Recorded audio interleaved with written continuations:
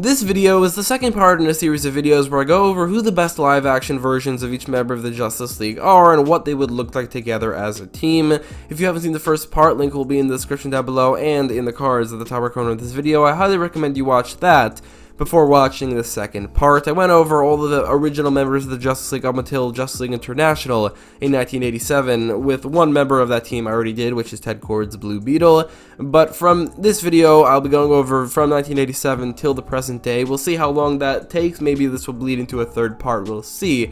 But for now, that's what I'll be doing in this video. I want to show this picture too of Justice League Detroit because I didn't show it in the last video. This is the second version of the Justice League. After the initial one disbanded in like 1980, this one came together in 1984 and was really around for just 2 or 3 years. But this is what the roster looks like in live action, which I think is a pretty cool and unique team, without a lot of the core members of the Justice League. But aside from that, I also want to thank my patrons for supporting me on Patreon. If you want videos sometimes a couple days, maybe even a week early, plus just to generally support me, I will happily accept donations on Patreon. Thank you to anyone who donates, and thank you to anyone who watches as well. Make sure to leave a like, share, and subscribe, and let's start right away with Captain Marvel, otherwise known as Shazam.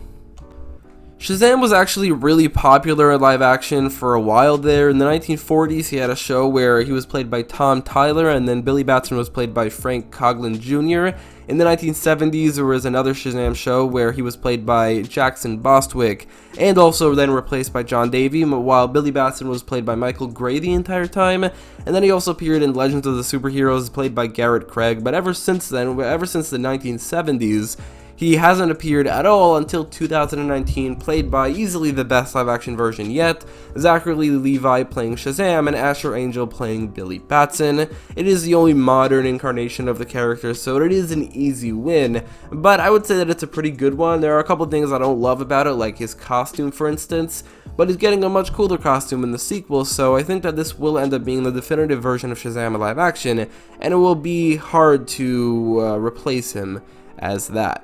Dr. Fate hasn't had all that many appearances in live action, being played by Brent State on Smallville being the only appearance that he's had, and you know, it's not bad. His costume is pretty accurate, even if it looks a little bit dated, even though it's only like 15 years old, and you know, he wasn't a bad version of Dr. Fate. However, I have no doubt in my mind that Black Adam's Pierce Brosnan as Dr. Fate will outclass him as the better version. It's the first time Dr. Fate is appearing in a big budget movie, being played by a famous actor as well. The design is also pretty great from what we've seen, so I have no doubt that he will be a better Dr. Fate, and because of that I will put him in the picture at the end of this video with the Justice League roster, but he hasn't debuted yet, so for now it's Brent State from Smallville as the best version. Gardner appeared once in live action, being played by Matthew Settle in the Justice League of America pilot, but that pilot is so bad and there isn't really any good pictures of him at all, which is why I'm not including him in the picture in the end, just because, you know, there's no good look at him. We don't get any good pictures or high quality images of the characters, so I can't really include him. That being said though, Gardner definitely will get his time to shine in the coming years, as the Green Lantern HBO Max show is going to be focusing on him primarily, and probably also Alan Scott and a couple others, but he's the only one that's actually been cast already, as he's going to be played by Finn Wittrock. Much like Dr. Fate, I have no doubt that he will be the best live action version of the character, and it's not really like he has much competition, but for now I guess it's Matthew Settle from the Justice League of America pilot, but don't be surprised when he's not in the picture at the end, because, you know, like I said, there's no good image of him, so I'm not going to include him. Kamiya Hoshi, aka Dr. Light, technically only has one live action appearance, which is by Emi Nagata in Season 7 of The Flash, but she didn't really look like the character. She didn't have that costume. She was a villain, and she didn't actually have light powers. She just had a light gun. It was a really weird version of the character. In fact, she never talked either. She was completely mute in that appearance. There is one other version of Dr. Light who is a very similar character, but isn't technically Kamiya Hoshi, and that's the Earth 2 version of Linda Park from Season 2 of The Flash. Then she was also a villain, although there is a part where she did help Team Flash a bit, but she definitely was more antagonistic than helpful in that season. But she at least did have some helpful attributes, and she had a more comic accurate costume and powers. So while there is technically only one version of Kamiyo Hoshi, Dr. Light in general has been played by 2 different actresses, and Melise Joe playing Linda Park's Earth 2 counterpart as Dr. Light I think was a bit better, so I'm going with her.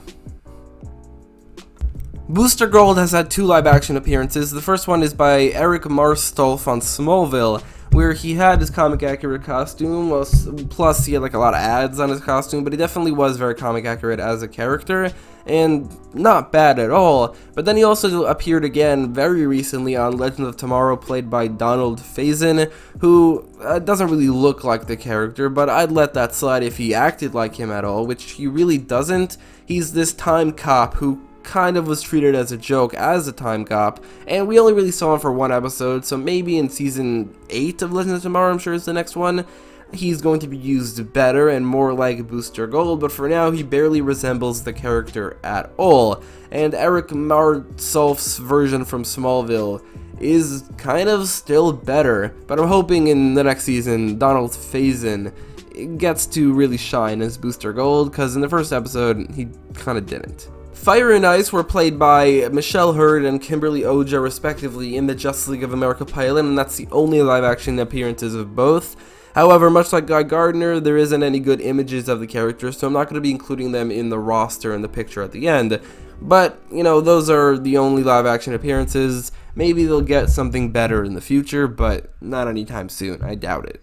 Helena Bertinelli, aka the Huntress, had her live-action debut on Arrow, played by Jessica DeGao, followed by Mary Elizabeth Winstead in Birds of Prey. In the DC Extended Universe, there are other versions of Huntress in live-action, but one of them predates the Helena Bertinelli version and was undoubtedly based off the Helena Wayne version, and the other one is 100% based off of the Helena Wayne version, as she's called Helena Kyle, and she's the daughter of Bruce Wayne and Selina Kyle. It's 2 different characters. Helena Wayne was the original Huntress from Earth 2, who was the daughter of Batman and Catwoman, but then she was repurposed as Helena Bertinelli, having no relation to Batman or Catwoman, on the regular Prime, or New Earth as it was called then, in 1989. So the version that is based off of Helena Bertinelli has had only 2 live-action appearances, one on Arrow and one on Birds of Prey, and while they're both pretty good, I thought that the Mary Elizabeth Winstead version of the character was just a bit better, and easily my favorite part of a movie that I didn't really like, but I thought that she was pretty good in it.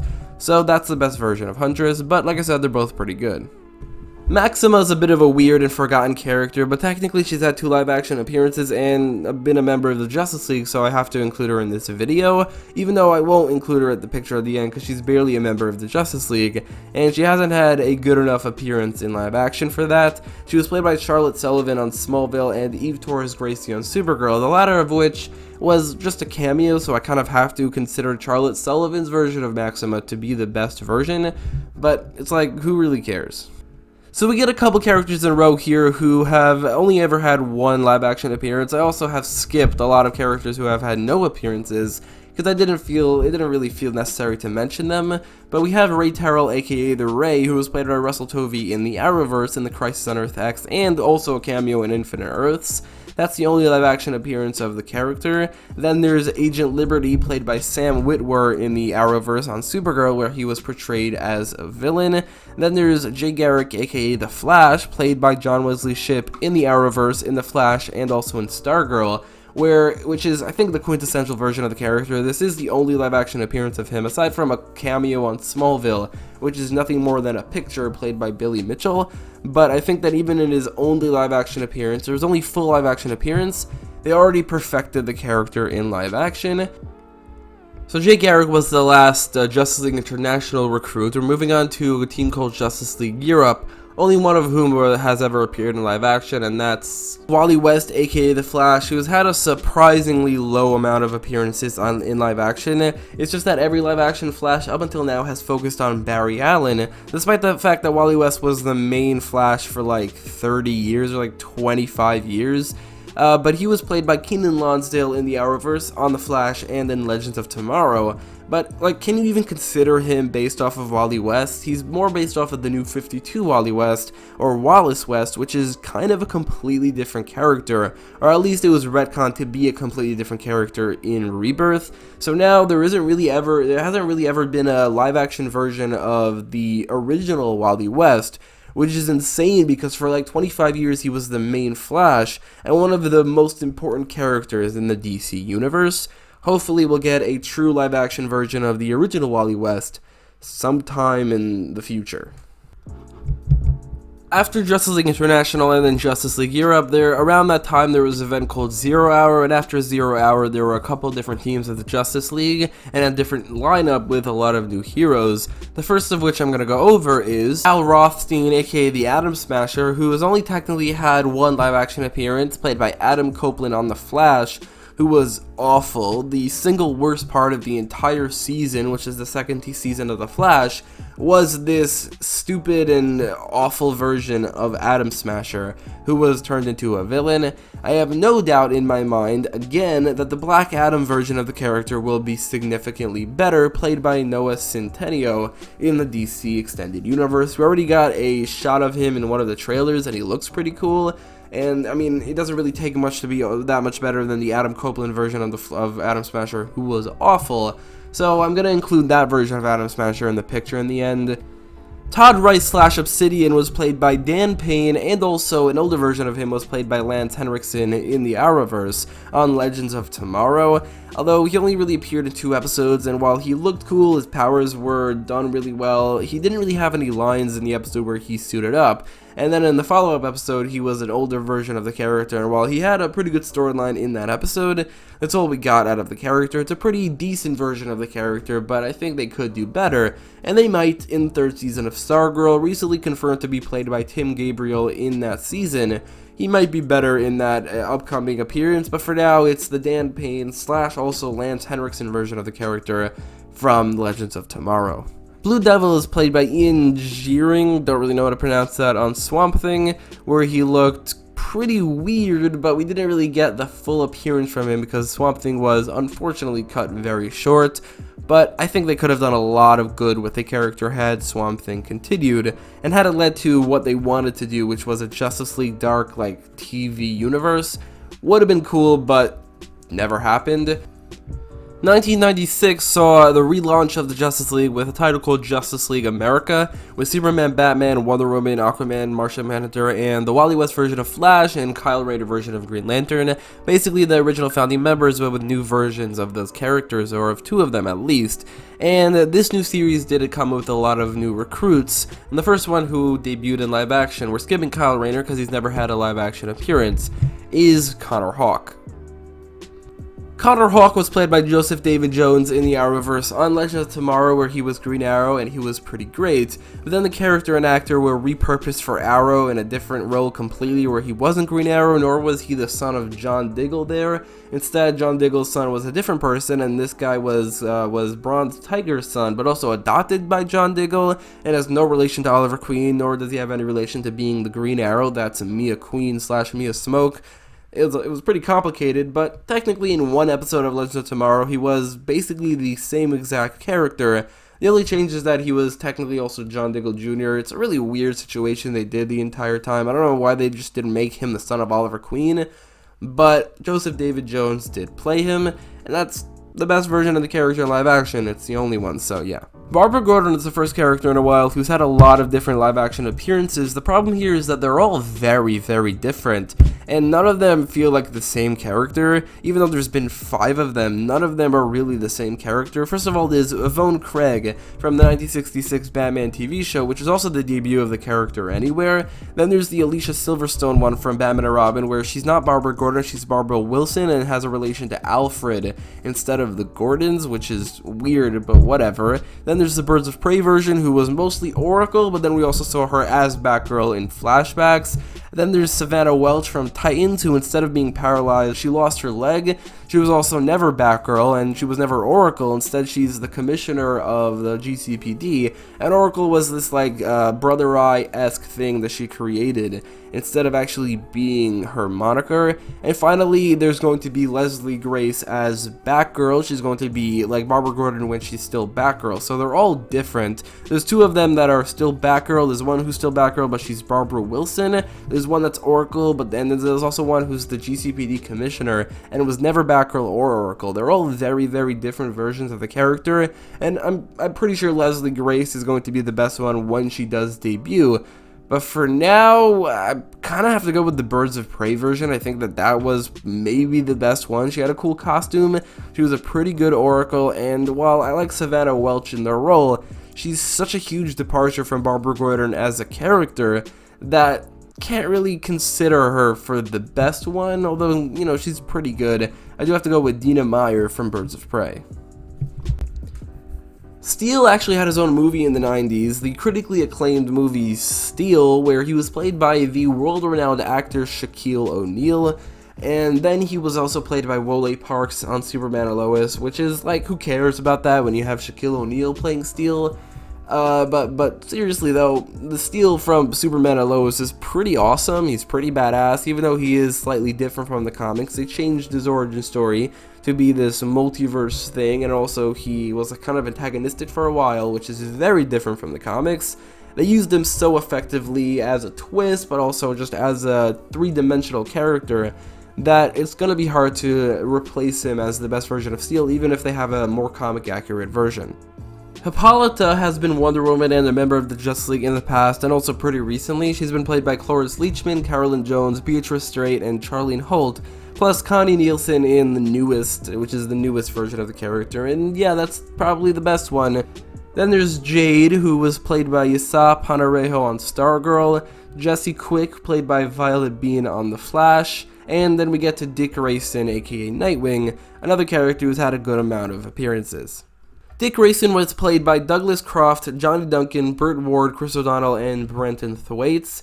Now, Burt Ward was a pretty great, like, 1940s goofy Robin, even if it was in the 60s. And Brenton Thwaites is, like, the complete opposite of that. He is a pretty good actor in the role, and, like, he definitely is the person who's looked the best as Robin and Nightwing. Specifically, I love his Robin costume. It's a really cool design. The problem is that as a character, he's infuriating as hell. He's an awful, awful leader. He's kind of a bad person, and he doesn't really have the Dick Grayson personality. Technically, he is the best live-action version of Dick Grayson ever, just out of default, because all the other good ones, like, the only other good one is Burt Ward, but I can't really say that he's good because he's, like, a good goofy Robin, but that's not a version of Robin that I'm looking for. Looking for a badass Robin, and while this one, Brenton Thwaites' Robin, is badass, he's way too brutal, he's way too dark, and he has like no sense of humor, plus he's an awful leader and kind of a bad person. They could do so much better with Dick Grayson as a character, and I think there's going to be a Dick Grayson resurgence or renaissance soon, as he might be appearing in the Batgirl movie, maybe in the Gotham Knights TV show. I'm hoping we get more and better Dick Grayson, because the one that we currently have, Brenton Thwaites, is technically the best one ever, but kinda sucks. Following the JLA era, we get to Infinite Crisis, and from here on out till the New 52, I'm considering the post-Infinite Crisis, but also pre-New 52 era, as there are a couple different versions of the League there, but I'm lumping it all together. Starting with Jason Rusch's Firestorm, who in my last video, I talked about Jefferson Jackson's Firestorm, which is technically a different character, but is the character I'm going to represent Jason Rusch with in, like, the picture I'm going to use at the end. That being said, though, Jason Rusch did appear on The Flash, played by Luc Rodrigue, I'm pretty sure that's how you pronounced it. I don't really know why they didn't bring back the actor and just have Jason Rusch be the new Firestorm, or say that he's a recast so that Jefferson Jackson's actor Franz Drama is playing Jason Rusch. They could have easily just had the comic book character instead of a different character completely. I don't know why they didn't do that. So technically, Luc Rodrigue is the best version of Jason Rusch in live action, but Jefferson Jackson is a much better representation of the character, so I'm going with that. Black Lightning has only ever had one live action interpretation, and that's Cress Williams in Black Lightning / The Arrowverse. Followed by him is Roy Harper, who at the time was Red Arrow, but now he's more so called Arsenal. And also, he was Arsenal back then too, but as a Justice League member, he was called Red Arrow. Now, Roy Harper has also only ever appeared once in live action, and that's played by Colton Haynes on Arrow. And for both Black Lightning and Red Arrow / Arsenal, I think they do have the quintessential versions of those characters in live action.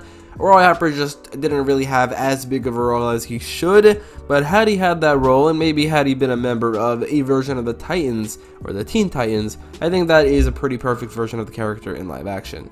Geoforce is a bit of an unusual case because his only live action appearance is technically in Arrow Season 1, played by Eric Floyd, but they changed the character drastically to fit more with Arrow's realistic tone they were going with. He was, instead of a metahuman and a prince, he was a scientist from Markovia who built an earthquake machine, and that's it. That's his connection to his character in the comics.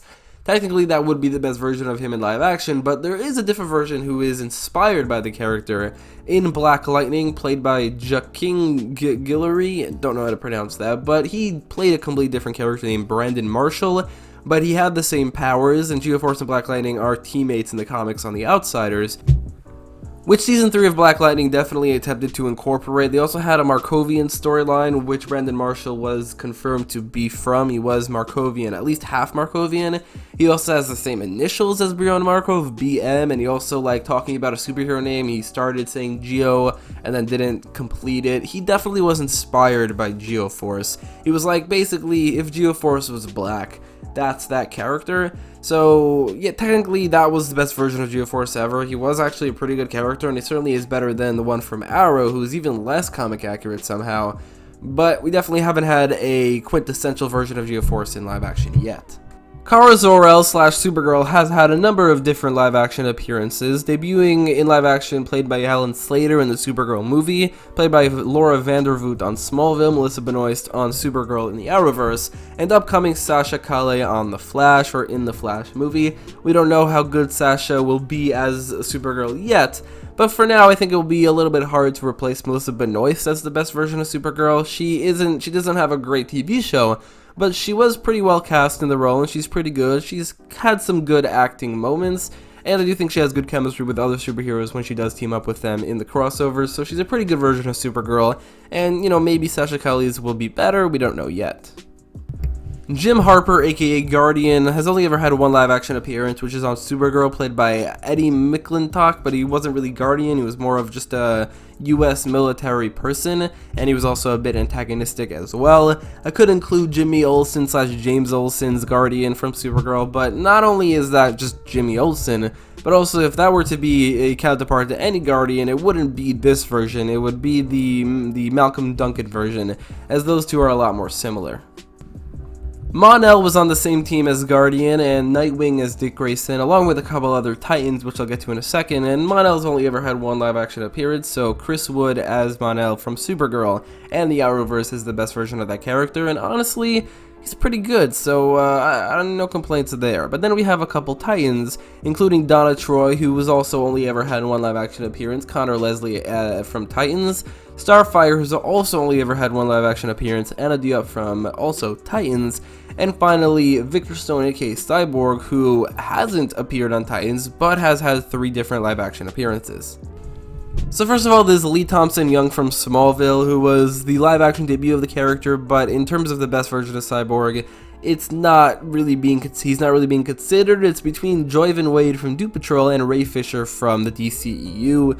If we were going off of his only appearance, which was in Justice League, Ray Fisher I do think wasn't really as good as Joyvan Wade. He definitely has a better design, and Joyvan Wade, you could see that he's lacking a bit of budget as he never really takes off his shirt. But when he does, I think he looks pretty cool. The design for him looks pretty cool when they actually show it. And he was a really, really good 3-dimensional character. And in terms of just character development, Doom Patrol is second to none for DC property. However, we also got Zack Snyder's Justice League, and Ray Fisher was maybe the best part of that movie. I can't believe they cut out all of his best scenes, all of his coolest moments, and also all of Flash's coolest moments. It's ridiculous, but I do think that because of that movie, Ray Fisher's Cyborg is the best live-action version we've had so far. And the final pre-New 52 recruit to the Justice League that has also appeared in live action is Jaime Reyes, aka Blue Beetle, and his only live action appearance is by Jaron Brandt Bartlett on Smallville, which was not the worst thing in the world. His costume looked good for Smallville, but not good for really anything else, not good for like present day, and he didn't really have much of a role. He had like, I think, one episode. So technically that is the best version of the character on screen as of yet, or in live action, but this will absolutely 100% be outdone by Zolo Mariduena's Blue Beetle in next year's Blue Beetle movie in the DC Extended Universe. Not only is it perfect casting, but also the concept art looks great. It's the first time he's appearing in big budget, and it's not going to be hard to do better than what Smallville did. So that's what I'm going to include in the picture at the end, because the concept art looks really cool, and I have no doubt that that will be the best version of Blue Beetle. And I think I'm going to cut the video off here. I thought I'll be able to get all the way to the end, but I think that the video is getting a bit long, and this is a good cutoff point because the rest of the characters are all from the New 52 era. But this is basically, with all the characters that I've included here, excluding a couple characters who I either couldn't find good images for, or like they were just in the Justice League of America pilot and that's it, or maybe they're just not really considered Justice League members anymore. Except for those characters, this is what the ultimate Justice League in live action looks like, excluding all the characters who debuted in the New 52.